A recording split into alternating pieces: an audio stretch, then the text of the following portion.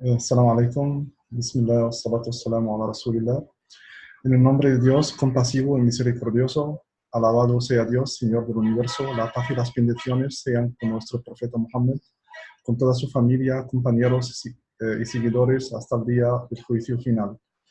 Eh, Hermanas y hermanos, antes de empezar la clase de hoy, me gustaría recordaros de lo que dijimos en la segunda clase. En esta clase tratamos de contestar algunas preguntas o ideas planteadas por diferentes tipos de ateos. Hoy, inshallah, en la clase de hoy, inshallah, exponemos varias preguntas de personas no musulmanas que no creen en ninguna religión y tienen algunas dudas sobre el Islam, intentando contestarlas de una manera que corresponde con la mentalidad de este tipo de personas. De hecho, la clase me parece muy interesante porque la mayoría de las personas, sobre todo en el occidente, son de este tipo. La primera pregunta en la clase de hoy es cómo responder a alguien que dice: hay muchas religiones, ¿cómo puedo saber la verdad? De otra manera, ¿qué demuestra que el Islam es la verdadera religión de Dios? Pues, si hablamos de las religiones celestiales, vemos que todas tienen la misma esencia. A partir de Adán hasta nuestro profeta Muhammad sallallahu alaihi wasallam, todos los mensajeros y profetas fueron enviados para transmitir el mismo mensaje. No hay Dios sino Allah. Pero puesto que cada época tiene sus propias circunstancias y cada pueblo tiene sus características peculiares, entonces la esencia de todas las religiones es la misma, pero las leyes deben ser adecuadas al tiempo y al pueblo a los que fueron revelados. Eh, También si nos referimos a las otras creencias creadas por los seres humanos, como el budismo, el hinduismo, el zoroastrismo, o incluso las religiones celestiales que fueron deformadas más tarde por sus seguidores, podemos hacerle las siguientes preguntas a la persona con quien hablamos. ¿Qué es mejor? ¿Creer en un dios o creer en tres dioses? ¿Qué es mejor?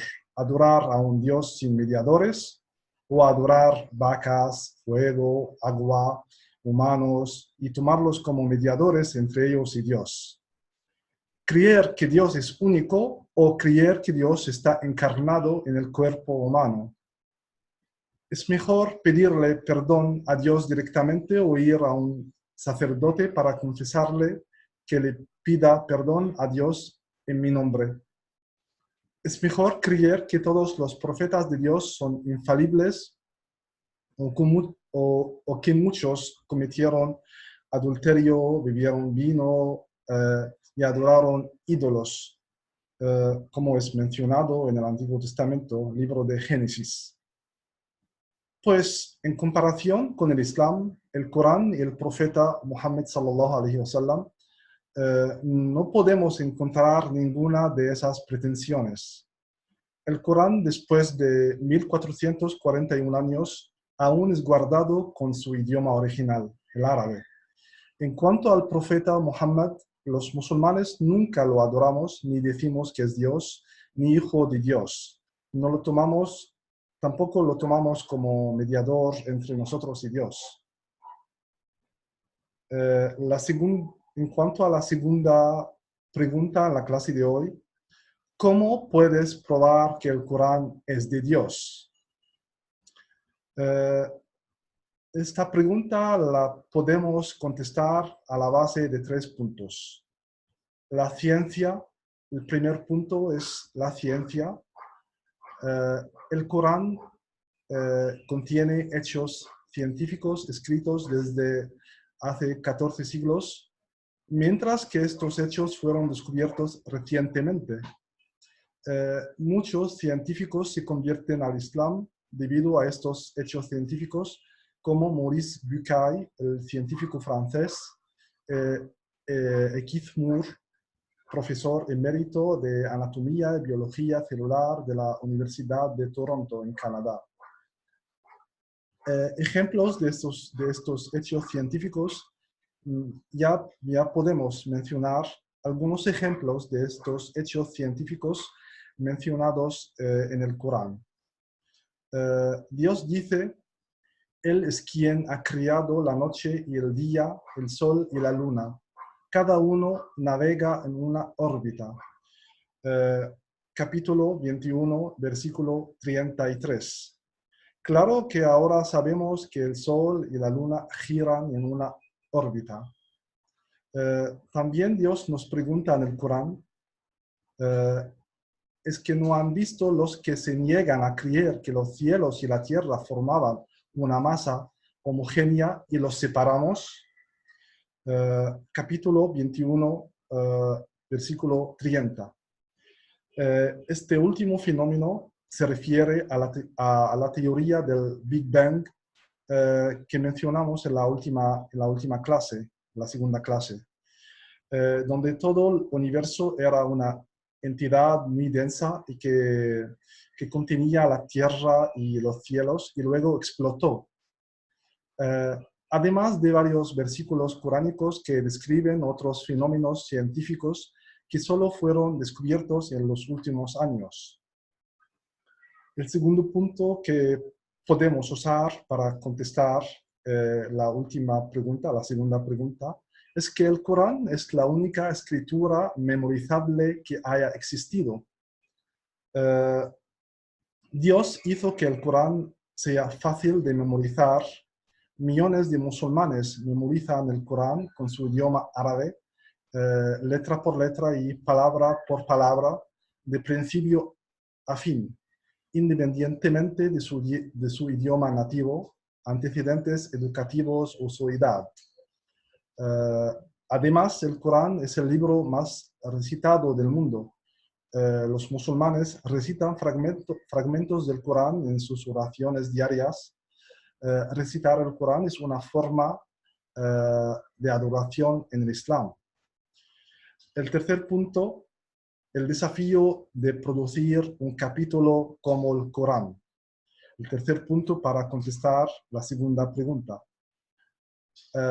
Pues Dios desafía a toda la gente en el Corán a producir un capítulo, un versículo como el Corán, diciendo: si dudáis de lo que hemos revelado a nuestro siervo, traed a capítulo del Corán, semejante. Y si es verdad lo que decís, llamad a vuestros testigos en lugar de amar a Dios. Pero si no lo hacéis y nunca podréis hacerlo, guardaos del fuego cuyo combustible lo constituyen hombres y piedras, y que ha sido preparado para los que niegan a la verdad. Capítulo 2, versículos 23 y 24.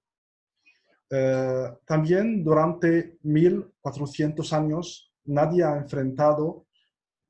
se ha enfrentado a este desafío. Nadie ha hecho un capítulo ni un versículo como el Corán en su lenguaje figurativo incomparable, sin ningún error lingüístico, contenido poderoso impacto espiritual. El Corán cambia la vida de miles de millones de personas. El cuarto punto para poder contestar la segunda pregunta, siempre estamos con la segunda pregunta. El cuarto punto es que el Corán es un libro auténtico. Sí, el Corán es un libro auténtico. No encontrarás una copia del Corán.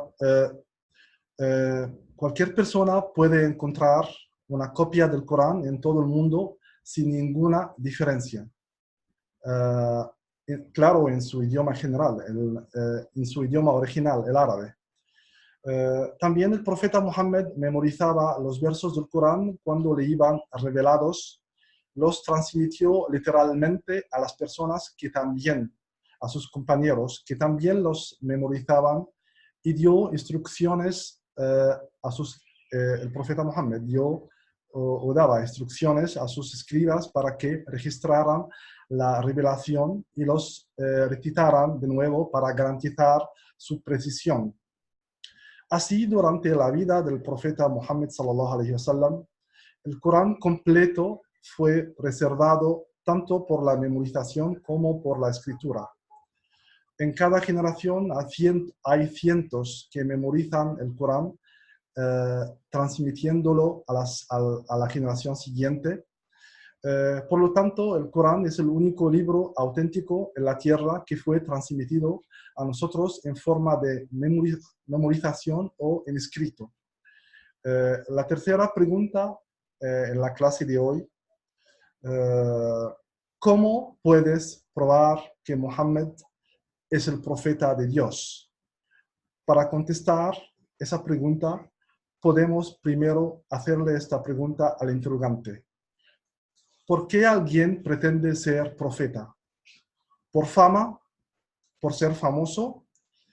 Pues pretender la profecía hace sin duda que todos en ese tiempo, en el tiempo del profeta, pretender la profecía hace sin duda que todos los paganos árabes lo ataquen, porque el mensaje que transmite demuele sus creencias. Al contrario, lo destruyen en lugar de hacerlo famoso. ¿Por qué alguien pretende ser profeta? ¿Por dinero? Los paganos árabes intentaron ofrecerle dinero, pero él rechazó diciendo: si pusieran el sol, si pusieran el sol en mi mano derecha y la luna en mi mano izquierda, no dejaría de transmitir este mensaje hasta que Dios me dé el éxito o muera en esta causa o muera por esta causa.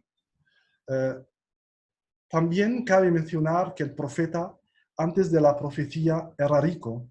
Al contrario, después de ella se hizo pobre. En algunas ocasiones el profeta no tenía suficiente dinero para comer o darle comer a su familia. En el libro Al-Bukhari, Sahih al-Bukhari, la esposa del profeta, nuestra madre Aisha, radiyallahu anha, Dios esté complacido con ella, dice: pasaban meses sin que se encendiera fuego en nuestra casa para la preparación de comida.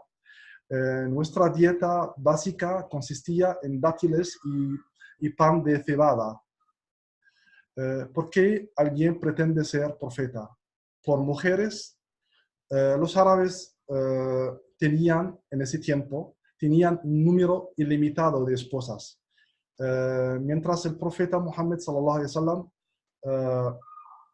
tenía por casi 25 años, tenía una sola esposa, aunque podía casarse con muchas mujeres, según las tradiciones de ese tiempo. Entonces, no necesitaba fingir ser profeta para tener más esposas. ¿Por qué alguien pretende ser profeta? Por ser rey. El profeta Muhammad sallallahu alaihi wasallam era un hombre muy humilde.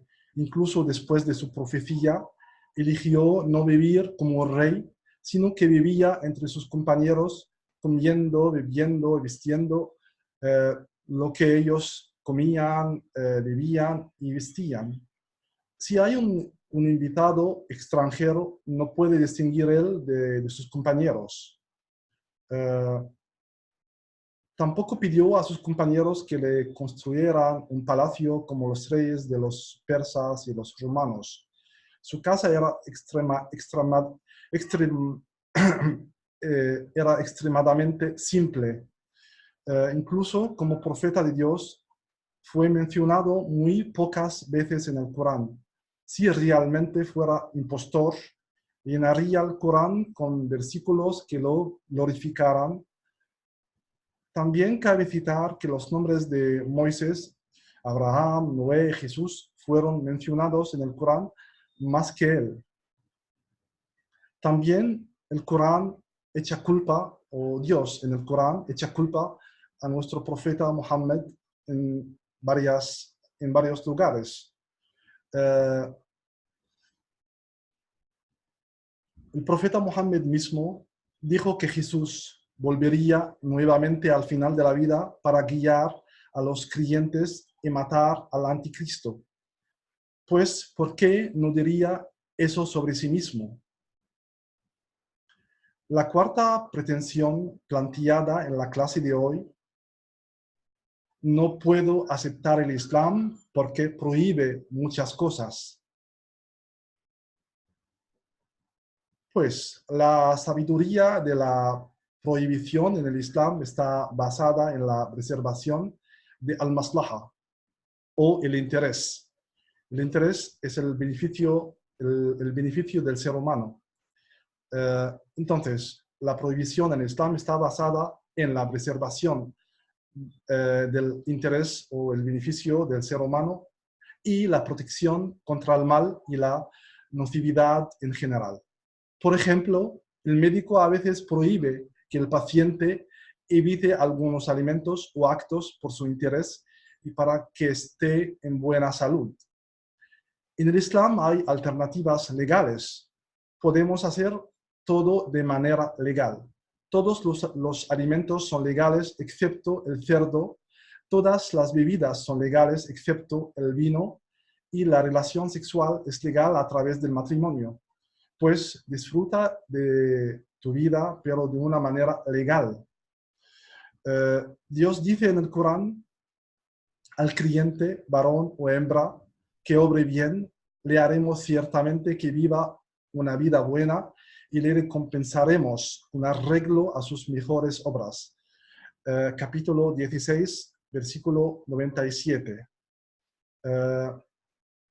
Al final de este punto, podemos también mencionar que nadie puede cambiar de actitud o de malas costumbres inmediatamente. Por eso el Islam pone el principio de la graduación en todas sus reglas. Por ejemplo, la prohibición del vino fue gradual y a lo largo de varios años. Entonces, cualquier persona puede convertirse al Islam y con la práctica y la ayuda, y claro, y con la ayuda de Dios y la voluntad de Dios, dejará de cometer todos los pecados y le parecen, dejará de cometer todos los pecados que ya le parecen difíciles de abandonar. Con respecto a la quinta pretensión planteada en la clase de hoy, que dice, si una mujer dice, todas las religiones restringen la libertad de las mujeres y yo quiero ser libre. Con respecto a esta pregunta, podemos dar la misma respuesta de la última pregunta, añadiendo lo siguiente. Dios quiere proteger a la mujer de los hombres que los tratan como una mercancía, solo para satisfacer sus propios deseos. Algunos hombres quieren estar complacidos con la belleza de las mujeres sin matrimonio ni ninguna responsabilidad. ¿No es así? Según el periódico Washington Times en Estados Unidos, 15 millones de niños, o uno de cada tres niños, viven sin padre.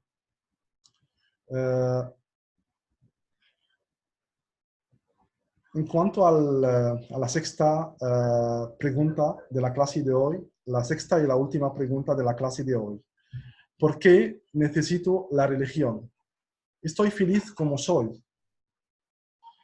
Pues, en primer lugar, independientemente de que necesites religión o no, el punto es que si crees en Dios, debes creer que Dios ha creado este mundo y ha impuesto a todas sus criaturas normas y leyes para que organicen sus vidas. Del mismo modo, la religión para el ser humano es el manual que organiza su relación con su creador y su relación con las otras criaturas. Imagina que tienes una fábrica.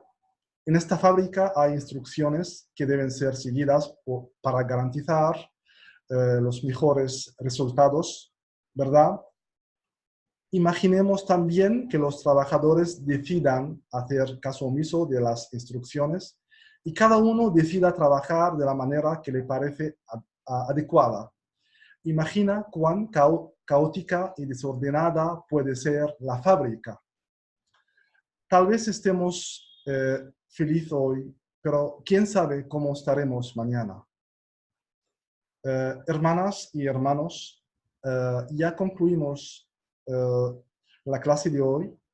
Espero ayudarlos a contestar algunas pretensiones y preguntas hechas por personas que no creen en ninguna religión y que tienen algunas dudas sobre el Islam.